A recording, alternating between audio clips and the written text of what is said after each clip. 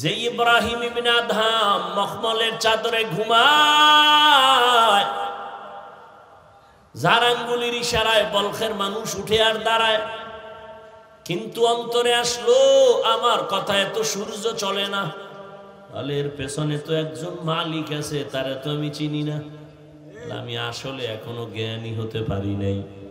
এই মালিকের তালাশে রাজকীয় পোশাক ফালাইয়া সালার চট গায়ে দিয়া সাগরের পারে পারে দৌড়ায় আর আল্লাহরে তালাশ করে। ইয়া এলাহি মুঝসে মুঝকো দূর কর, তাকে দেখো মুঝ মে তুঝকো এক নজর।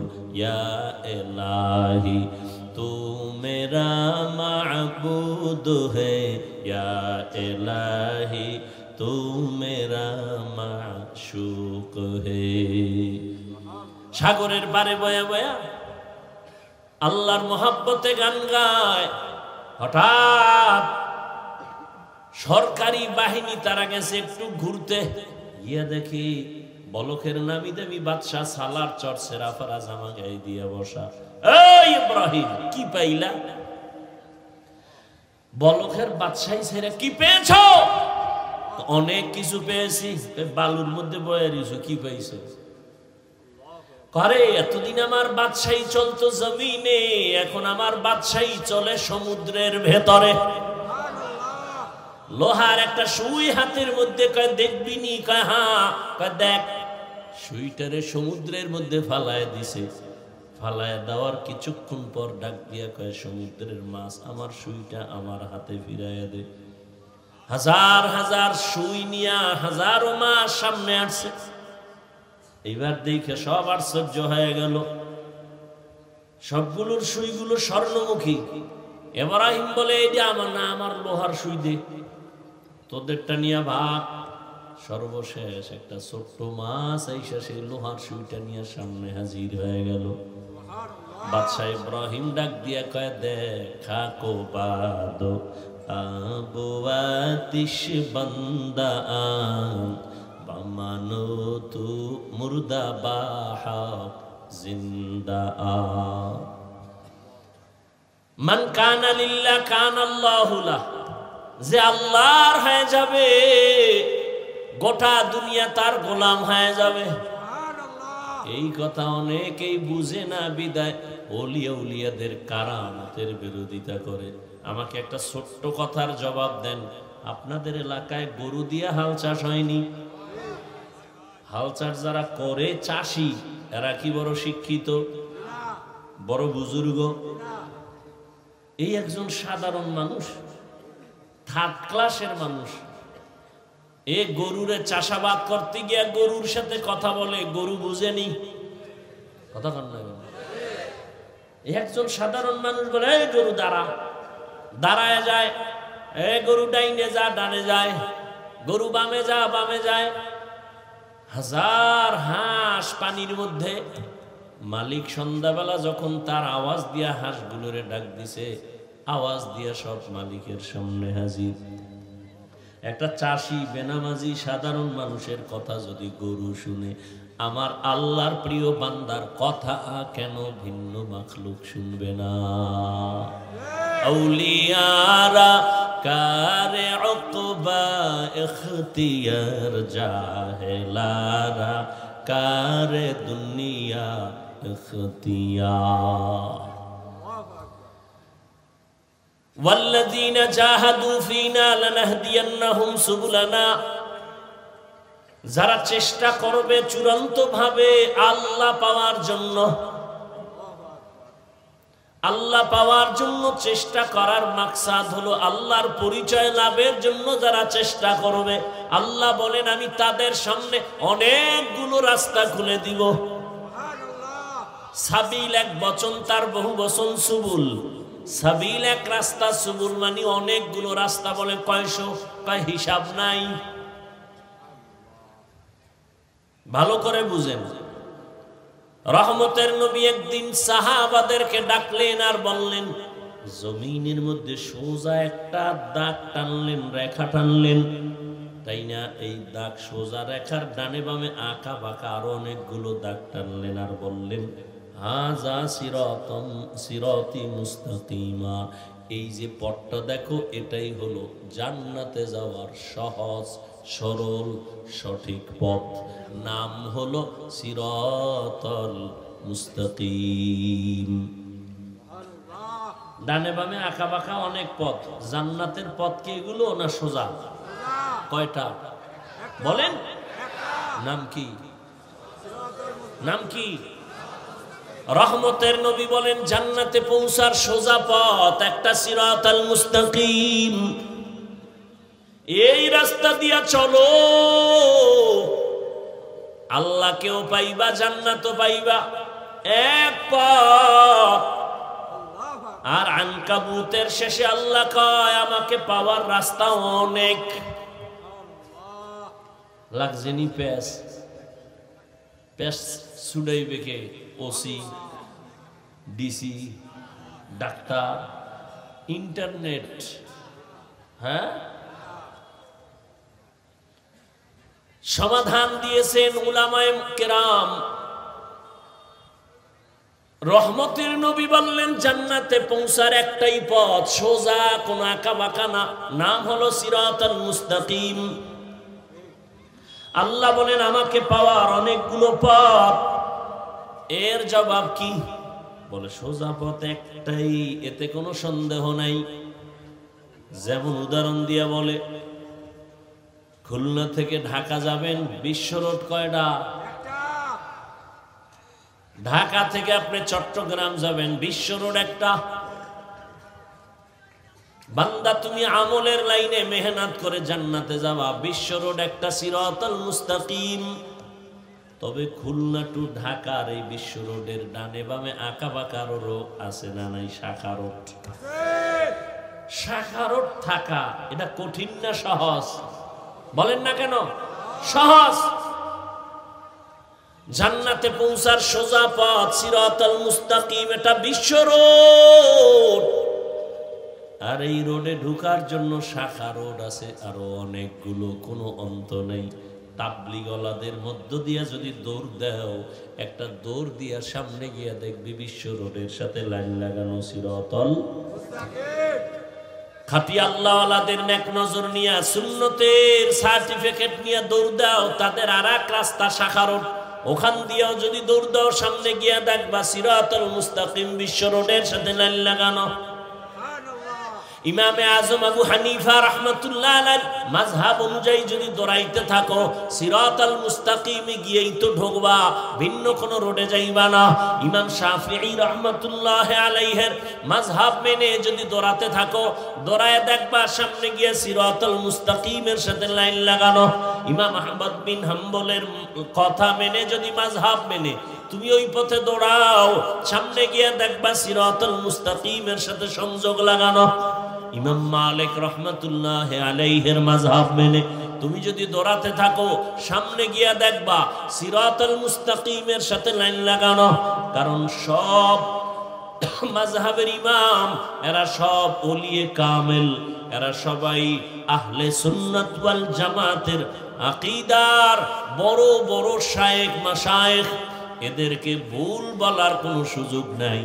অতএব বিশ্ব রোড জান্নাতে পৌঁছার একটা সিরাতাল মুস্তাকিম। আর আল্লাহ যে বললেন লানাহদিয়ান্নাহুম সুবুলানা, এগুলো হলো সিরাতাল মুস্তাকিমে ঢোকার জন্য শাখা অনেক পথ।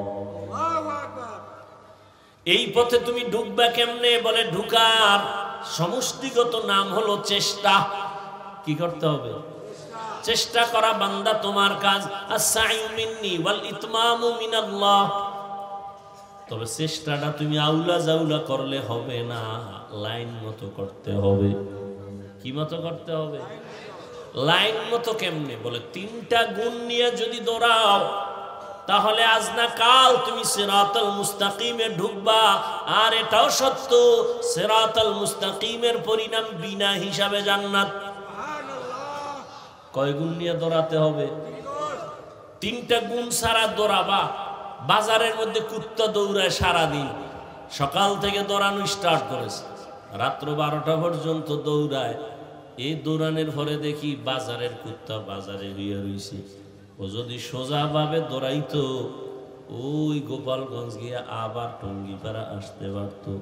বাঁকা হইয়া দৌড়ানোর কারণে কুকুর জাকাতটা সারাদিন দৌড়াইয়াও জাগায়। বান্দা তুমি যদি সোজাভাবে দৌড়াও, তিনটা গুণ নিয়ে যদি দৌড়াও, পিছনে আর ফিরতে হবে না, সামনে আগাইতেই থাকবা। আর যদি তুমি মন মতো দৌড়াও, সারাদিন রাস্তা ছাড়া যদি কেউ পারি হতে যায়, আঙ্গো গ্রামের ভাষায় মুরব্বীরা কয় আরে ভূতে পায়। হাঁটে হাঁটতে হাঁটতে হারাটা রাইট হাইটা সকালবেলা দেখে জায়গায় হারাই বসে।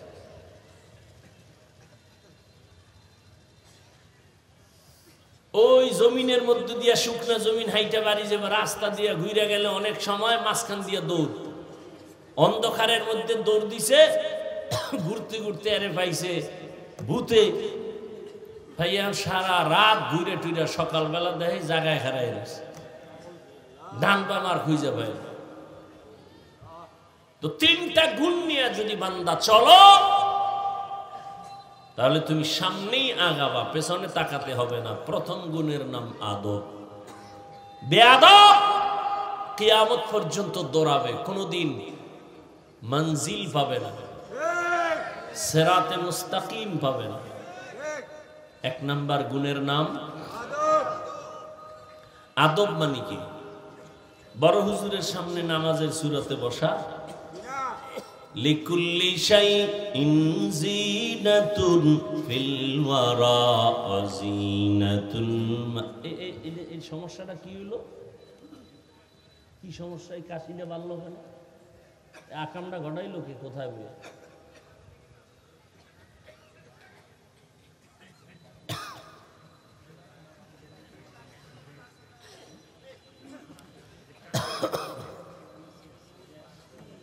বরদোয়া দিলে সব গোষ্ঠী শুদ্ধ ধ্বংস হয়ে যাবে।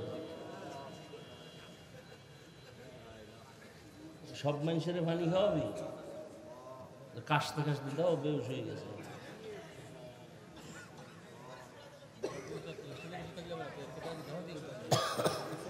কি একটা ফাইজলামি শুরু করছে। আল্লাহ হেদায়েত দান করেন।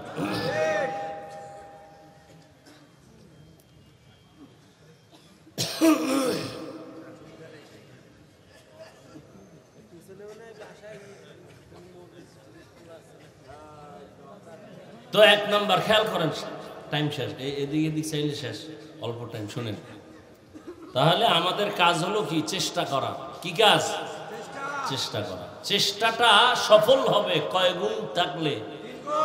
বলেন না কেন? এক নাম্বার গুণের নাম বেয়াদব না আদব। লিকুল্লি শাইইন জিনাতুন ফিল ওয়ারা ওয়াজিনাতুল মারই তামামুল আদাবি। আদব মানুষের জীবনের সব থেকে বড় গুণের নাম আদব। যত বড় ডিগ্রিদারি হোক, আদব নাই ওর কোনো মূল্য নেই। আর একজন রিক্সার ড্রাইভার খুব বিনয়ী, খুব আদবওয়ালা, তার অনেক মূল্য, সবাই মোহাব্বত করে, দোয়া করে। স্কুলের ছেলেটা সালাম ছাড়া কথা বলে না, চোখ উঠাইয়া কথা বলে না, নত হয়ে চলে, ওই লোকটারে সবাই মোহাব্বত করে। ছেলেটা স্কুলে পড়লে কি হবে বলো? ভালো সন্তান। এই যে ভালো বলে, এটাই দোয়া। হাত উঁচু করে দোয়া করতে হয় না। আদবওয়ালা জিন্দেগির বড় দাম। বড় হুজুরের সামনে নামাজের সূরাতে বসার নাম আদব, এটা না। ভালো করে বুঝেন আদব কি জিনিস। বলে যেই জিনিসটা, যেই কাজটা যেইভাবে করা উচিত, যেই জিনিস যেই জায়গায় রাখা উচিত, ওইটা ওই জায়গায় রাখা, ওই কাজটা ওইভাবে করার নাম আদব। ভালো করে বুঝবেন। কোরআন শরীফ রাখার আদব কি? মাটির না উঁচায়? এটা আদব। জুতা রাখবেন উপরে না নিচে? এটা আদব। জুতা যদি কেউ মাথায় লয়ে আনে, এটা আদব হবে? বেয়াদব কেন না? এটা কি হবে না? আদব হবে না। আদব। এই যে আমি হাত পা নাড়াইতেছি, এখানেও কি আছে? কথা বলেন না। আপনি যে হাঁটতেছেন, হাঁটার মধ্যে আদব আছে। আপনি যে দুই চোখ দিয়ে তাকাইতেছেন, তাকানোর মধ্যে আদব আছে নাই? আমি যে কথা বলতেছি, কথার মধ্যে আদব। আমি যে ঘুমাবো, ঘুমানোর মধ্যে আদব। সহজ আর একটা জবাব হলো, আদবের অপর নাম হলো সুন্নতে নববী। সুন্নত অনুযায়ী চলার নাম আদব। যেমন এই যে এক বোতল পানি, পানির পিপাসা লাগছে আমারও আপনারও। এখন আপনি আদব অনুযায়ী যদি পান না করেন, আমি যদি আদব অনুযায়ী করি, বাম হাতে বোতলটা ধরে ডান হাত দিয়ে টান দিয়া, ডান হাত দিয়ে আমি পানিটা পান করব এক টান না 3 শ্বাসে। আর আপনি যাগো আদবের চিন্তা নেই, ফট করে বাম হাত দিয়ে এক টান দিছে, এক বোতল খালি ফট করে বুকে আটকাইয়া, ধর খাওয়ার টাইম নাই। যেই পানি কোথাও আটকায় না, এটা বুকে গিয়ে আটকায় গেছে, গলায় আটকায় গেছে। আদব। জুতা পরতেছেন, এখানে আদব। কেমন আদব? মসজিদে ঢুকবেন কোন পা দিয়া? ডান পা দিয়া। বের হবেন বাম পা দিয়া। বাম পা দিয়া বের হইয়া জুতার মধ্যে প্রথম পা ঢুকাবেন ডান পা, বাম পা না। মসজিদ থেকে বের হইবেন বাম পা দিয়া, জুতায় ঢুকবে কোন পা? তো বাম পা কই রাখবেন? জুতার উপরে। ধন্যবাদ। ডান পা ডান জুতায় ঢুকাইয়া এরপরে বাম পা ঢুকাবেন। এবার দোনো পাও লেভেল পজিশন হয়ে গেল। এবার আপনি যখন কদম দিবেন, তখন ডান পা দিয়ে কদম দিবেন। এটা আদব। প্রত্যেকটা ক্ষেত্রে আদব। কলম কোম্পানি কলম বানাইছে লেখার জন্য। কি জন্য ভাই? বাথরুমে। কলম দিয়ে কই লিখবেন? আর এক কোম্পানি লেখার জন্য খাতা বানাইছে, কাগজ বানাইছে না? কথা হয় না। এখন আপনি কলম দিয়ে লিখবেন কই?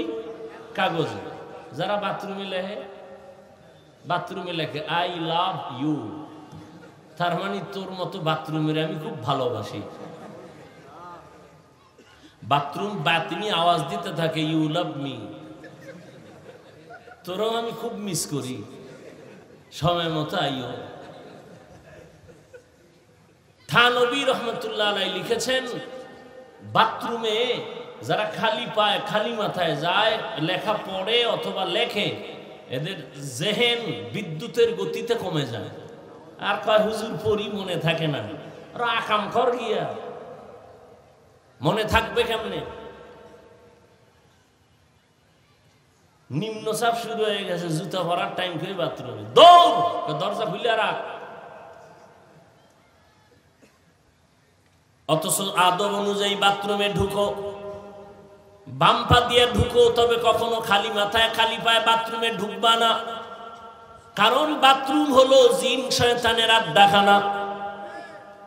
ওখানে তুমি মাথা খালি রেখে ঢুকবা না, পা খালি রেখে ঢুকবা না। জুতা পরে ঢুকো, দোয়া পরে ঢুকো, কিছু পারো না তো বিসমিল্লাহ বলে ঢুকো।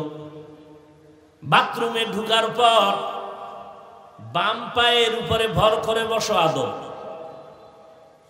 হাঁটুর উপরে কাপড় উঠানো যাবে না, আদব। আবার তুমি দ্রুত বের হয়ে যাও, বাম পা দিয়ে বের হও না, কোন পা? ডান পা দিয়ে বের হও। এরপরে দোয়া পড়ো, কিছু পারো না আলহামদুলিল্লাহ বলো। যদি এই আদব অনুযায়ী বাথরুমে যাও, শীতইয়া ভইরা কোনোদিন মাথা ফাটবে না। বাথরুমে গিয়েও তো অনেকে পরে অ্যাক্সিডেন্ট হয়ে যায়, দুর্ঘটনা হয়। এক নাম্বার, চূড়ান্ত সফলতার দরজায় পৌঁছতে হলে 3টা গুণ লাগবে। এক নাম্বার গুণের নাম আদব। বেয়াদব যত সেজদা দিবে, যত কিতাব পড়বে, কলমের খোঁচায় নাম্বার 1 পাস, কোনো লাভ নাই, ওর কপাল খারাপ। ইবলিসের থেকে কি তুমি সেজদা বেশি দিছো? ইবলিস তো অনেক ইবাদত করনেওয়ালা, যার ইবাদতে খুশি হইয়া আমার আল্লাহ নিজে ওকে উপাধি দিলেন, তুই ওলিয়ে কামেল, তুই বুজুর্গ, তুই খাজেন, তুই আরেফ। জাগা মাত্র একটা বেয়াদবি করেছে, জীবনের সব বরবাদ।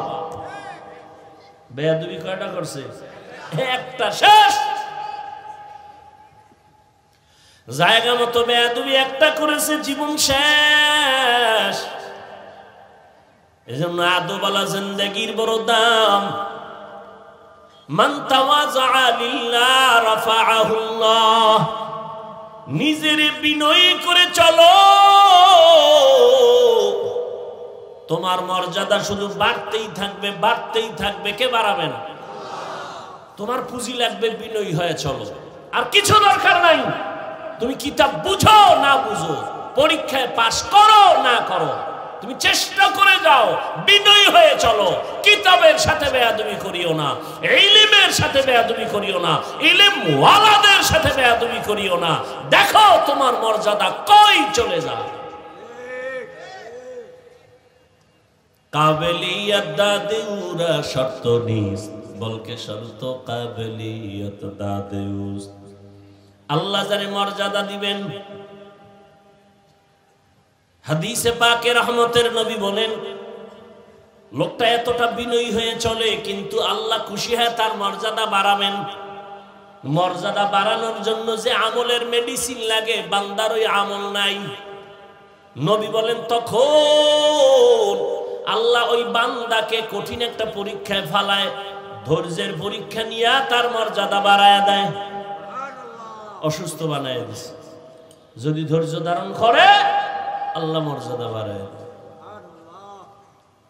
মর্যাদা আল্লাহ বাড়াবেন, এখানে কোনো যোগ্যতা লাগবে না। বিনয়ী হয়ে চলো, যোগ্যতার কোনো বাহাদুরি চলবে না। আল্লাহ মর্যাদা বাড়াবেন, বাহাদুরি বন্ধ করো। मिटा दो अपना हस्ती को अगर कुछ मर्तबा चाहो कि दाना खाक में मिलकर गले गुलजार होता है। নিজেকে যদি বড় বানাতে চাও হে মুমিন, বড়দের কদমে নিজেকে করে দাও বিলীন। আল্লাহ যোগ্যতা দেখে না, বরং বিনয়ী হও।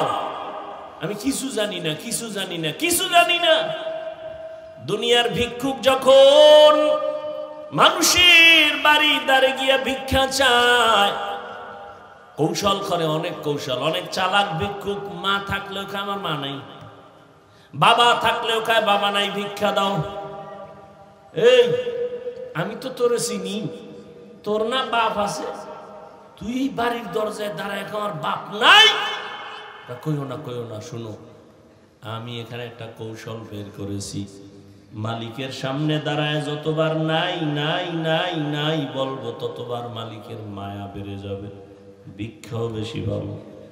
আল্লাহ কয় বান্দা, ভিক্ষুক যদি নাই নাই নাই নাই বলে যদি ভিক্ষা বেশি পায়, ও বান্দা তুই আমার দরজায় গিয়ে যদি বলতে পারো, হে আল্লাহ আমার কিছুই নাই, মানুষ আমারে আলেম বলে, মুফতি বলে, মুহাদ্দিস বলে, কোটিপতি বলে, আমার কিছুই নাই, টাকা নাই, বাড়ি নাই, গাড়ি নাই, কিচ্ছু নাই।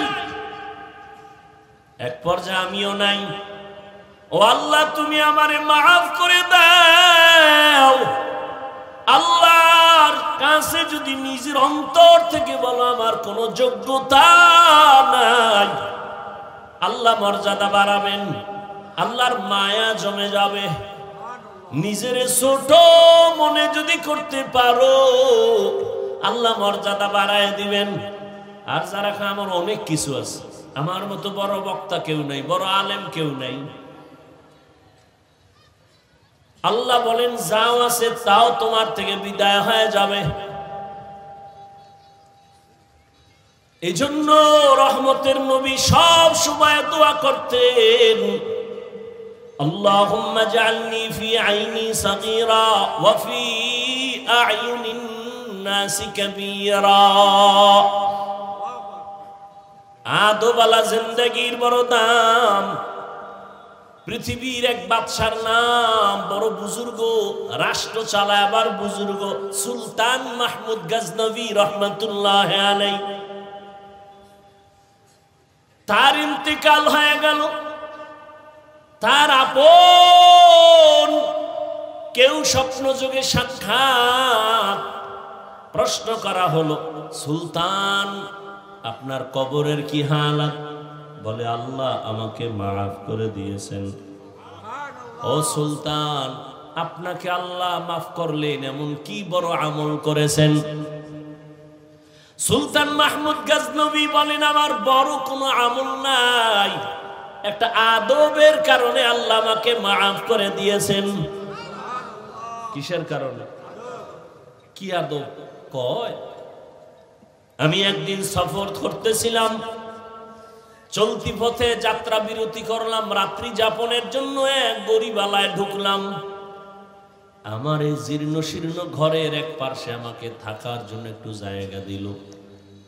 আমার যেই জায়গায় দিছে ঘুমানোর জন্য, আমি ওখানে শুইয়া হঠাৎ করে নজর করে দেখি আমার পায়ের কিনারায় একটা উঁচু জায়গায় এক জিলদ কোরআন শরীফ রাখা। আমি শুয়ে শুয়ে চিন্তা করলাম, আমি এখানে আরামে ঘুমাবো, কোরআন শরীফ এখানে থাকবে, এটা কেমন হয়? আমি মনস্থ করলাম না, কোরআন শরীফটা অন্য রুমে আমি রেখে আসি। এই ভাইবা আমি উঠলাম, কোরআন হাতে নিয়ে যখন আমি 1 2 3 4 কদম দিয়া অন্য রুমে গিয়ে রাখবো, হঠাৎ করে আমার অন্তরে আবার বাড়ি মারলো। আরে কোরআন শরীফ দূরে সরাইয়া আমি কি করি, আমার আরামের ব্যবস্থা করতেছি। আসলে তো আল্লাহর কোরআন বড় দামি। আমি তো ময়লার মধ্যে ঘুমাইলে, বালুর মধ্যে ঘুমালেও তো হবে, আল্লাহর কোরআন কেন আমি ভিন্ন জায়গায় ময়লা জায়গায় রাখবো আর আমি আরামে ঘুমাবো না? আমি কোরআন শরীফ সুন্দর জায়গায় রেখে প্রয়োজনে আমি ময়লা জায়গায় ঘুমাবো। আমি উল্টা ব্যাক করে আইসা আবার ওই কোরআন ওই জায়গায় সুন্দরভাবে বইসা রাখলাম। এই যে কোরআনের উপরে মুহাব্বতের আদব দেখাইলাম, আমার আল্লাহ এর বরকতে আমাকে মাফ করে দিয়েছে। আদবওয়ালা জিন্দেগির বড় দাম। অহংকারী মানুষগুলোর এই জমিনে কোনো দাম নাই, বড় আদবওয়ালাদের মূল্য অনেক বেশি। এজন্য 1 নাম্বার, সিরাতাল মুস্তাকিমের পথে যদি আগাতে চাও, 1 নাম্বার গুণ আদব। বেয়াদব কোনোদিন এই জায়গায় পৌঁছতে পারবে না। 2 নাম্বার গুণ হলো ধৈর্য। কি? ধৈর্য না থাকলে কেউ আগাতে পারবে না। এই যে আপনারা বসছেন, ধৈর্য না হলে সম্ভব? নামাজে দাঁড়াইছে, ধৈর্যর পরীক্ষা আসতেছে, রমাজান তারাবির সময় দেখা যাবে ওরে ধৈর্য। মুসল্লিরা বলে আমগো হাফেজ সাহেব তেলাওয়াত করে, না জানি বিদ্যুৎ ফেল। কে কত তাড়াতাড়ি তারাবি ভরাইতে পারে? ঘড়ির টাইম আমগো লাগছে 1.5 ঘন্টা, কেউ বলে আমগো 5 মিনিট কম, আমগো হাফেজ সাহেব চালু।